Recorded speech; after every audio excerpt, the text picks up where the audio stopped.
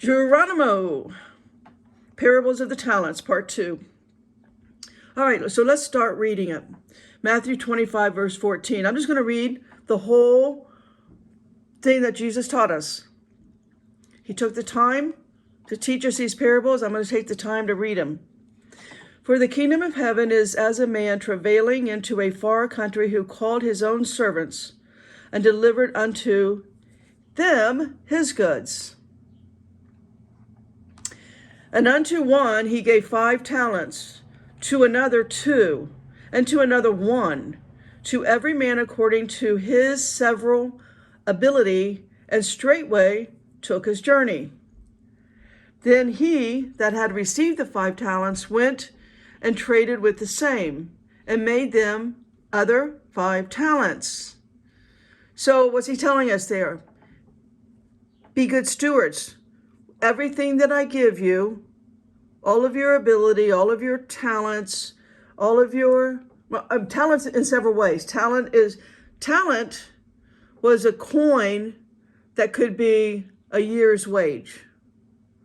So your money, but also your talent, your God-given abilities. Be a good steward with all that God has given you, no matter what it is. Have Jesus, have Father God be your cornerstone.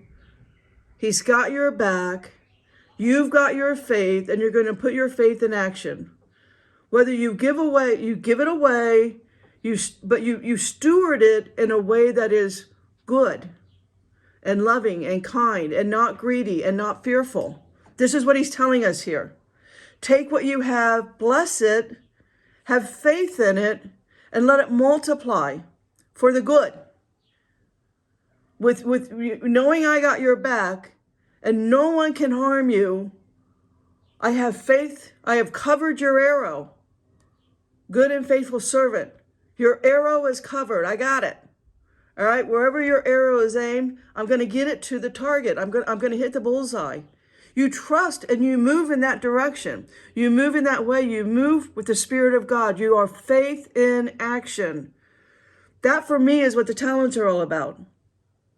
The parable of the talents are saying, go get him, tiger. All right, I got this. Wherever you aim your arrow, wherever your prayer is intended, it'll get there when it's time. My time, God's time, not your time. You just be faith in action. You just go. Go forward. Go west, young man. That's the Spirit.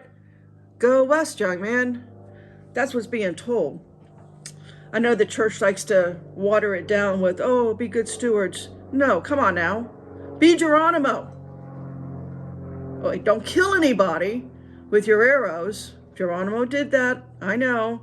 But we're talking about Geronimo had a faith that outwit and beat and escaped 25% of the American military in the late 1800s, 1865. I mean, come on now. That's the Spirit. That's what fires me up. All right, let's move on here. Matthew 25 and verse 17. And likewise, he that had received 2, he also gained other 2.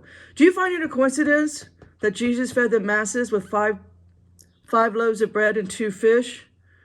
And now he's teaching about the 5 and 2 talents?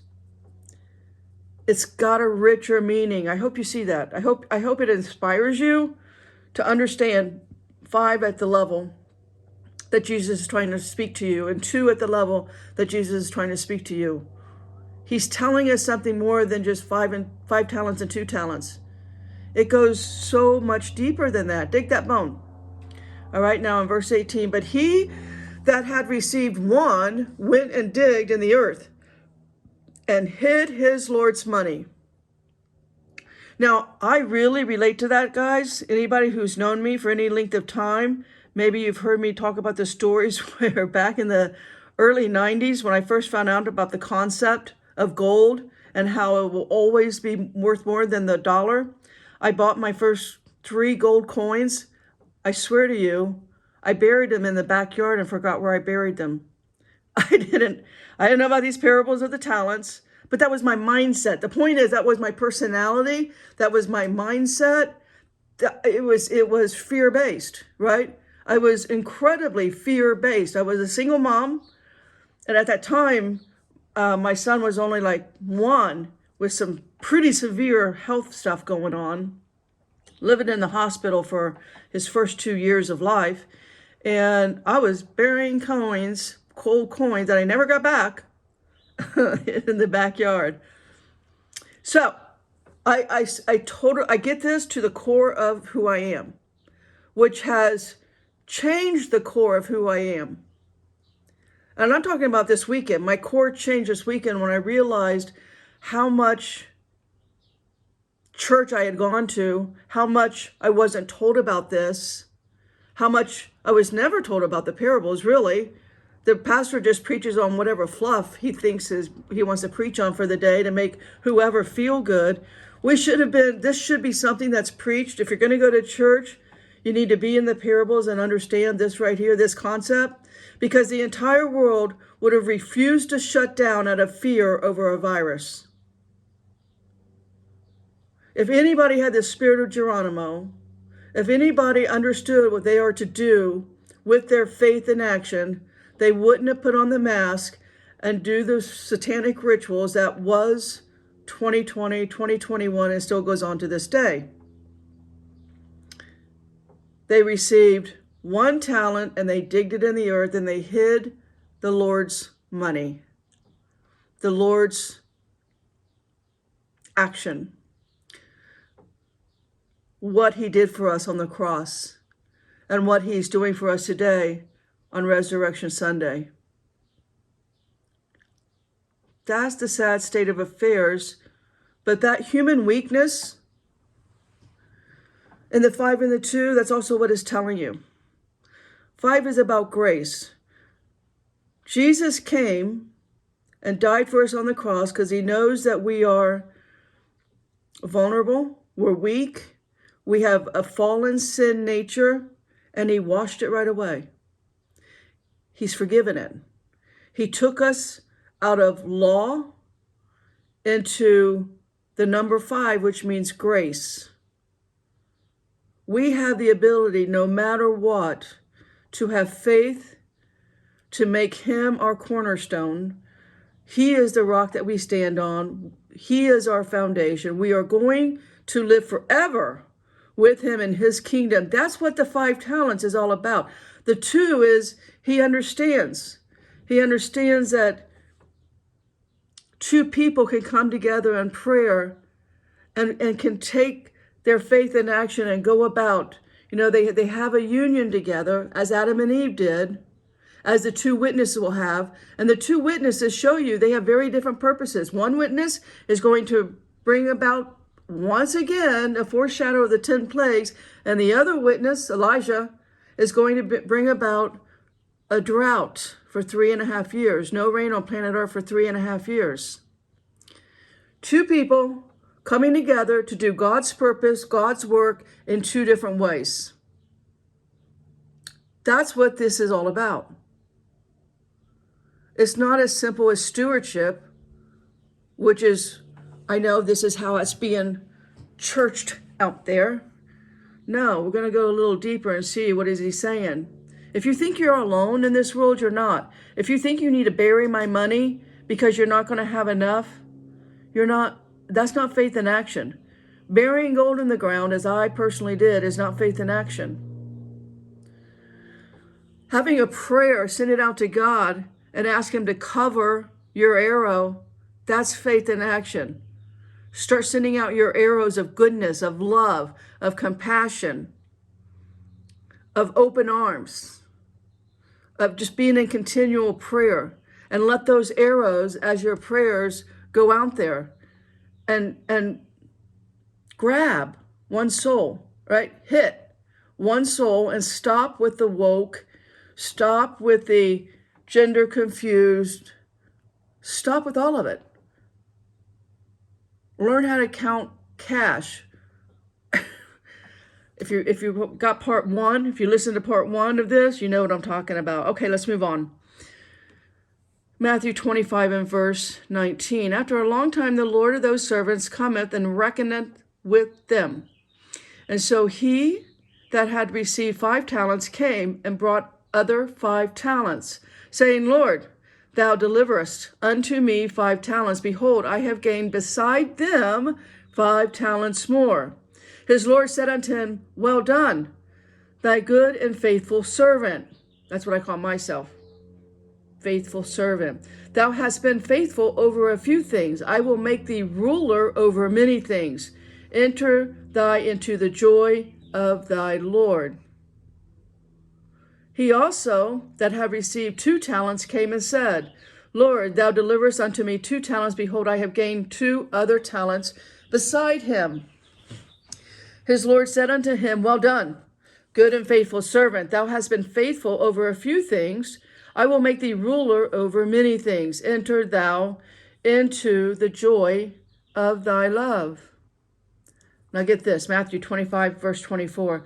Then he which had received 1 talent came and said, Lord, I knew thee thou that art an hard man, reaping where thou hast not sown, and gathering where thou hast not strawed.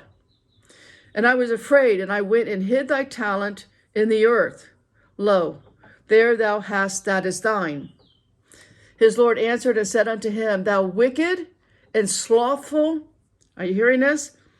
Wicked and slothful servant, thou knewest that I reap where I sowed not, and gather where I have not strawed. Thou oughtest therefore to have put my money to the exchangers, and then at my coming I should have received mine own with usury. Take therefore the talent from him, and give it unto him which hath 10 talents. For unto every one that hath shall be given, and he shall have abundance, but from him that hath not shall be taken away even that which he hath. And cast ye the unprofitable servant into outer darkness. There shall be weeping and gnashing of teeth. You see what fear is going to get you? Look, we're only going into a time of more fear. That's the time that we're going into. Until you get to the millennial kingdom, this whole thing about money and all of it, do not find yourself in this state. Be faith in action. Do not find yourself in this place of fear and to be cast into outer darkness where there'd be weeping and gnashing of teeth. I'm sending all kinds of arrows out. I'm sending 1,000,000 prayers out a day. That these arrows hit these people, and you don't find yourself unprepared, unexpected, suddenly in outer darkness. Don't let that happen. Verse 31, when the Son of Man shall come in his glory and all the holy angels with him, then shall he sit upon the throne of his glory. And so that's where we are. That's where we are today. And I just want to I'm going to pull out my Bible now. I'm going to stop reading from my script that I wrote down here, because there's something to talk about here. I just want to say, right now where we are today is April 9th, 2023. We're in the spirit of the 15th of Nisan.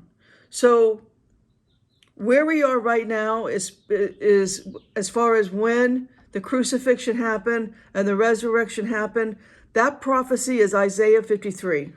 So when you read today's really awesome read would be Isaiah 53. It is the prophecy of the Lamb on the cross. So what else happened at this time in history?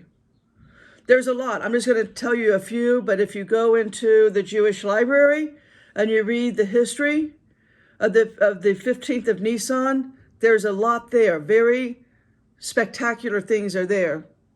Sodom and Gomorrah was destroyed. But to give you a few, Isaac, right? He's laying in his deathbed. You remember this story in Genesis 27, verse 1 through 46. Okay, so Genesis 27, 1 through 46. Let me summarize it. Isaac is weak. He is in his deathbed, and he's going to give the birthright to his oldest, which is Esau. Esau doesn't deserve it. Esau is wicked. Esau hates Jacob.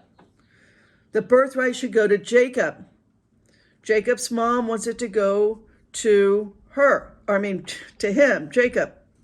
So They put furry arms on him. His eyes are weak. Isaac lifts up, puts his arm on Jacob, who's got some fur that they put on him.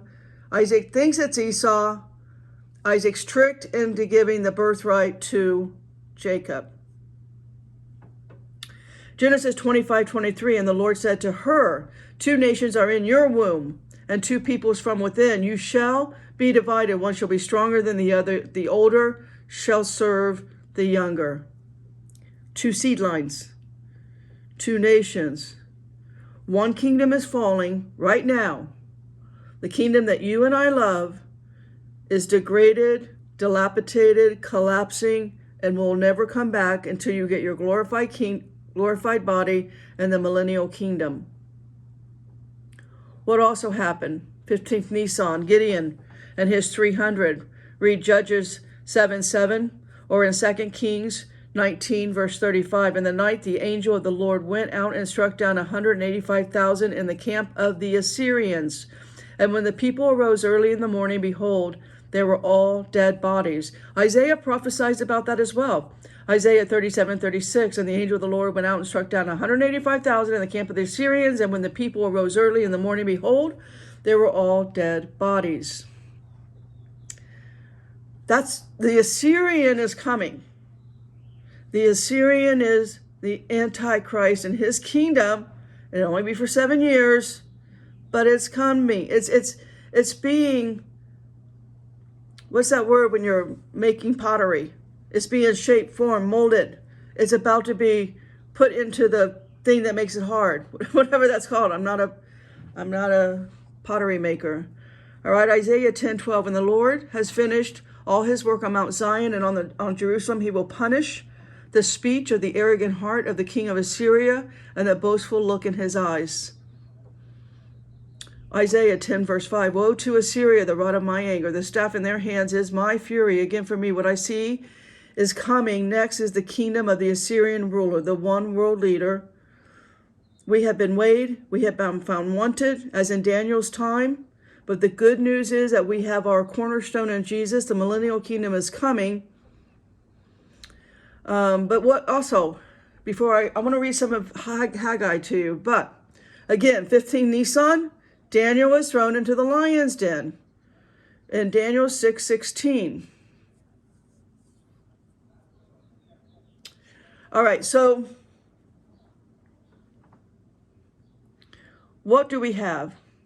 We have today just the stupidity, really, of the time of Pontius Pilate. That's kind of where we are, the stupidity of politics and all this talk of politics. That's all anybody wants to talk about is politics. And, God's way was never by force.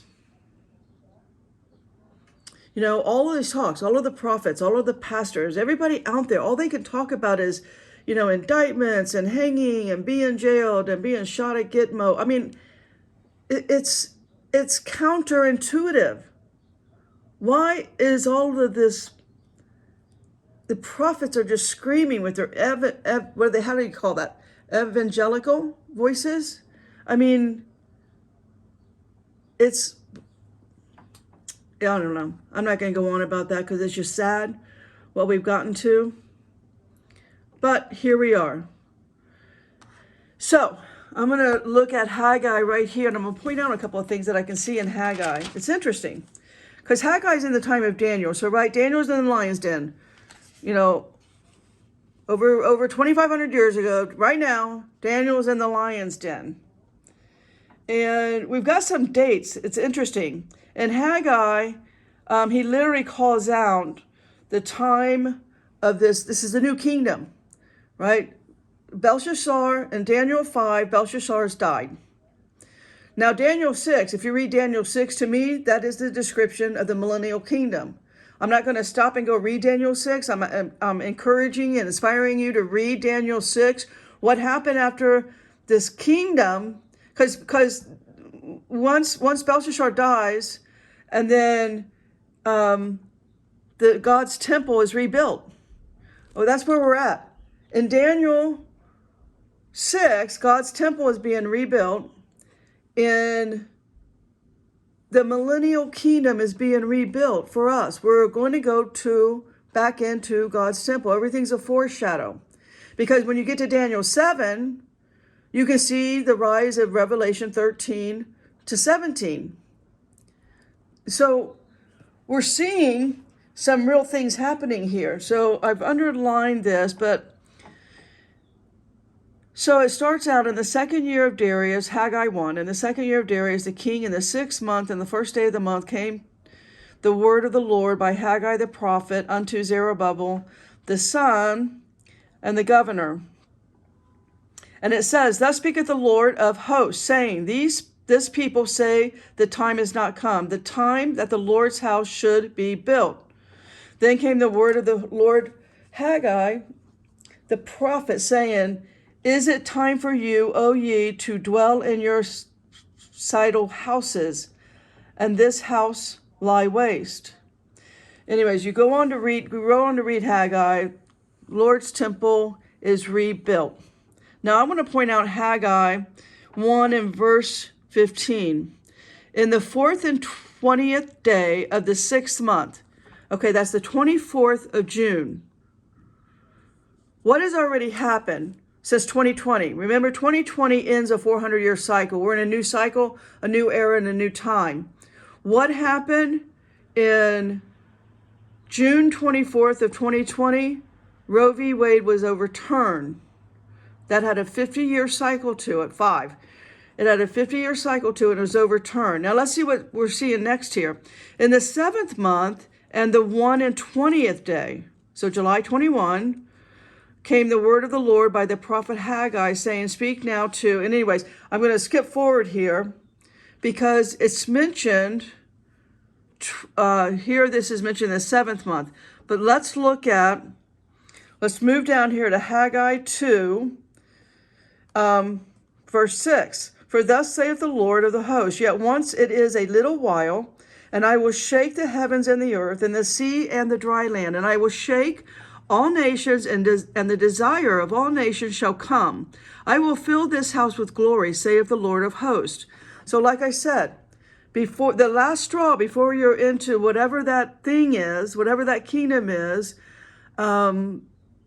where you've never been written in the Lamb's book of life, we're going to have this time. I will fill this house with glory, saith the Lord of hosts. The silver mine and the gold is mine, saith the Lord of hosts.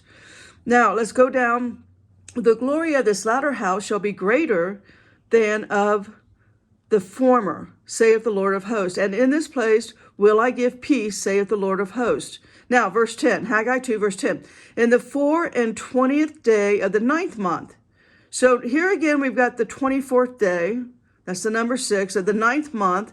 That's 6, uprighting yourself to the 9.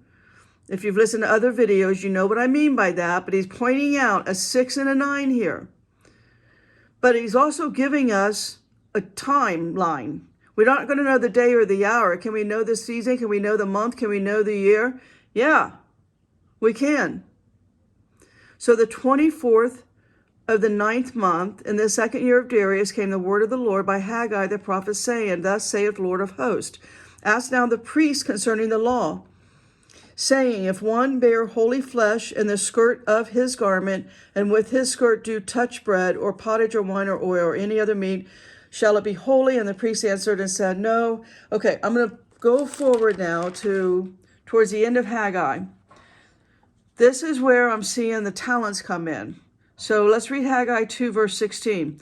Since those days were when one came to a heap of 20 measures, and there were but 10, when one came to the press fat to draw out 50 vessels out of the press, there were but 20. Do you see the 5 and the 2 repeated here? Maybe your brain doesn't work the way mine does, but I pay attention to this 5 and the 2.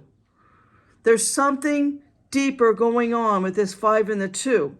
Jesus uses it as if he could have used any number for the talents. He used 5 and 2. There could have been any amount of loaves and fishes. He uses 5 and 2. Okay, moving on down. I smote you with blasting, with mildew, with hail. In all the labors of your hands ye turn not to me, saith the Lord. Consider now, from this day and upward, from the 24 and 20th day of the 9th month. Okay, why is that repeated twice? We've already had 624 that's mentioned in Haggai. Now we've got, of course, we got July 21, okay, but twice it's mentioned September 24th. Now, let's read on here. Because it says, in the 20th of the 9th, from the 4 and 20th day of the 9th month, even from the day that the foundation of the Lord's temple was laid, consider it. I'm just saying the foundation of the millennial kingdom is being laid right now. Because verse 19, it says, is the seed yet in the barn? Do you guys know what that means? Is the seed yet in the barn? Has the wheat been separated from the tares? That's what that is. The seed is us. And Jesus is going to protect and save us by putting us into his barn while the tares are being gathered for the fire. Is the seed yet in the barn? Yea, as yet the vine, that's us. And the fig tree, that's them. And the pomegranate and the olive tree hath not brought forth. From this day will I bless you. And again the word of the Lord came unto Haggai. In the 4th and 20th day of the month. What's the deal with 24? Well, we need to go deep, deep, deep into that. And I'm coming to the end of this video, so I'm not going to go any further. But I've already done a video called The Meaning of Numbers in the Bible. So, if you want to know what we're being told about in the 24th, 4 times, and just the 2 small books of Haggai. I'm just trying to inspire you to go get that meaning for yourself with where you are in the living word and the Holy Spirit today. And all God's people said, amen.